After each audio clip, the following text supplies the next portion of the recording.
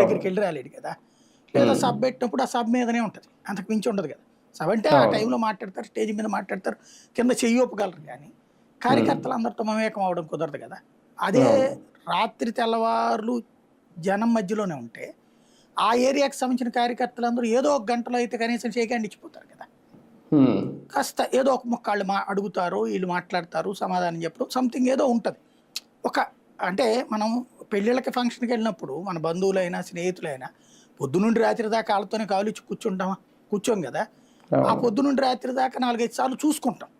చూసుకున్నప్పుడు ఏదో ఒక మాట మాట్లాడుకుంటాం. ఇట్లా 4 సార్లు కలిసినప్పుడు ఆ బంధం పెరుగుతుంది. అట్లాగా బంధం పెంచుకున్నాడు రాజశేఖర రెడ్డి.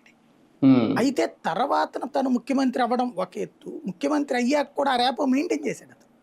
ఎట్లాగా నిరంతరం పొద్దున పూట్ల సాయంత్రం పూట్ల 1 గంట 2 గంటల పాటు అక్కడికి వచ్చే వాళ్ళకి ప్రజా దర్బార్ నడిపేవాడు ఆయన. జగన్మోహన్ రెడ్డి ఫెయిల్ అయింది ప్రజా దర్బార్ నడపడం. అంటే పాదయాత్ర చేసినప్పుడు మమేకమైనటువంటి కార్యకర్తలు విపరీతం జగన్కి. రాజశేఖర రెడ్డి తర్వాత మళ్ళీ చంద్రబాబు నాయుడు పాదయాత్ర చేసి ఆయన సక్సెస్ అయ్యారు, సీఎం అయ్యారు కదా. ఆయన వరుసగా 10 సంవత్సరాలు అధికారం దూరం అయ్యి పాదయాత్ర ద్వారా అధికారంలోకి వచ్చారు, అంతే కదా.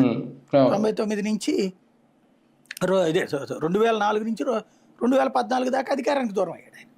ఆయన మళ్ళీ వచ్చాడు కదా అక్కడ పాదయాత్ర ద్వారానే కదా సాధ్యం.